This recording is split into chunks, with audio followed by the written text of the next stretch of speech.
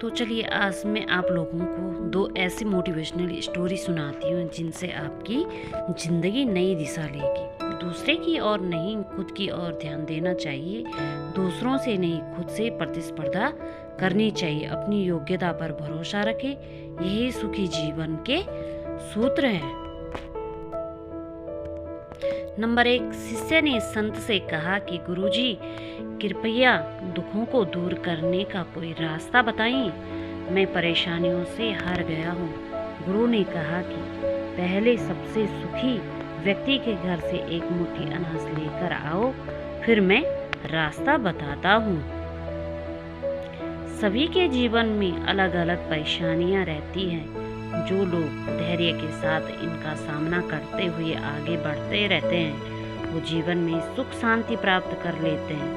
जो लोग धैर्य को खो देते हैं, उनके सामने और ज़्यादा समस्याएं बढ़ने लगती है। एक लोक कथा के अनुसार पुराने समय में एक शिष्य परेशानी की वजह से बहुत निराश हो गया था। उसने पहले गुरु से कहा कि कृपया मुझे दुखों को दूर करने का कोई उपाय बताइए।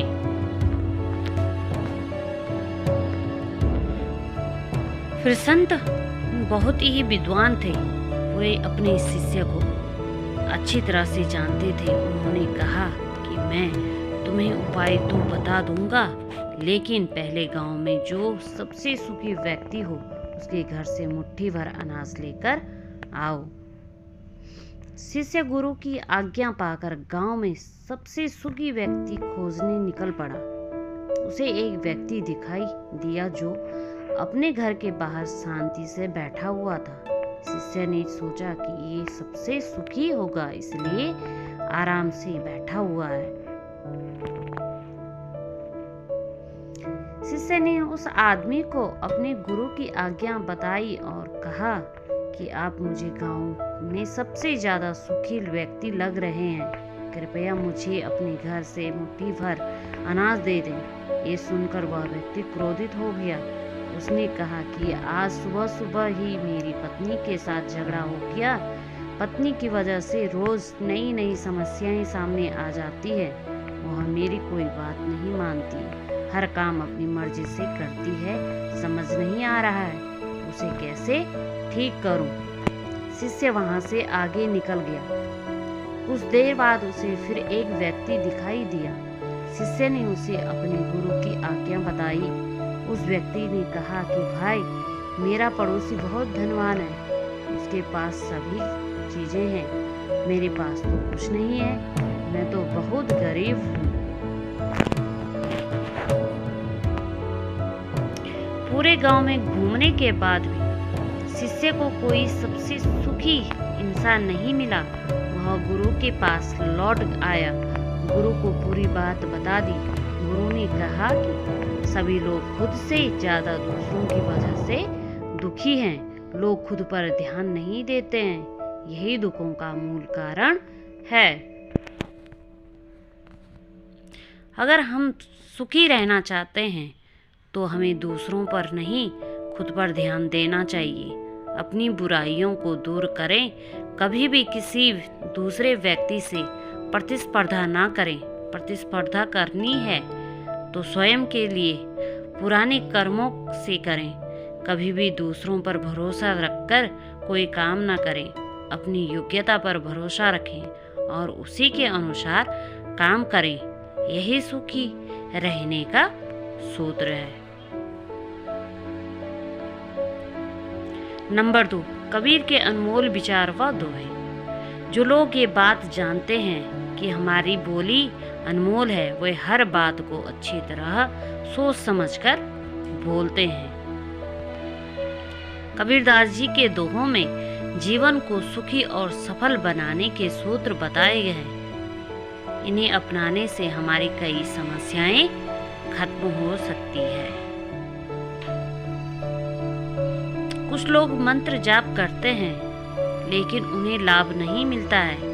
ऐसे लोगों के लिए कबीरदास ने एक दोहे में बताया है कि माला फेरत जुग भया, फिरा न मन का फेर, कर का मन का डार दे, मन का फेर। इस दोहे का अर्थ यह है कि कोई व्यक्ति लंबे समय तक हाथ में मोतियों की माला लेकर जाप करता है, लेकिन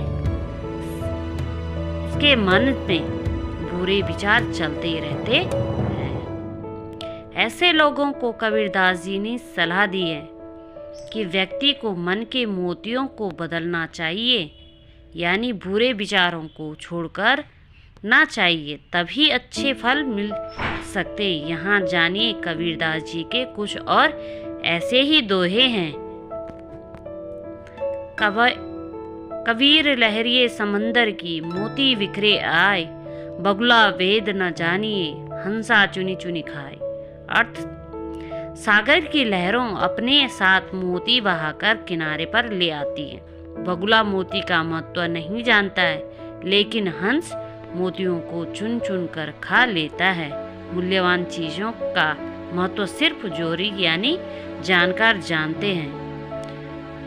जिन खोजा तीन पाया, घरे पानी पैठ, मैं बपूरा बूढ़न डरा, रहा किनारे बैठ। अर्थ, जो लोग कर्म करते हैं उन्हें कुछ न कुछ फल अवश्य मिलता है। जिस तरह गोताखोर लहरें पानी में जाता है तो कुछ लेकर ही आता है, जो लोग डूबने के डर से किनारे पर बैठे रहते हैं उन्हें कुछ नहीं मिलता है। अति का भला न बोलना, अति की भली न चूक, अति का भला न वरसना, अति की भली न धूप। इसका अर्थ है बहुत ज्यादा नहीं बोलना चाहिए और ना ही बहुत कम बोलना चाहिए। जिस तरह बहुत ज्यादा बारिश अच्छी नहीं होती है और ना ही बहुत ज्यादा धूप अच्छी होती है। मन जाने सब बात जानत, ही आगून करे, काहे की कुसलात कर, दीपक कुएं पड़े। इसका अर्थ है हमारा मन अच्छी बुरी सारी बातें जानता है, फिर भी अवगुणों में फंस जाता है। अगर कोई व्यक्ति हाथ में दीपक लेकर चलता है और फिर कुएं में फिर जाता है तो इसमें कैसी कुशलता है। बोली एक अमोल है, जो कोई बोले जानिए, ये तराजू तोली के, तब मुख बाहर आनी। इसका अर्थ है जो लोग ये बात जानते हैं कि हमारी बोली अनमोल है, वे हर बात करते अपने हृदय के तराजू में तोलकर यानी अच्छी तरह सोच समझकर बोलते हैं। कबीरदास जी के इन दोहों को अपने जीवन में उतारने से हमारे जीवन के सारे कष्ट दूर हो सकते हैं। धन्यवाद।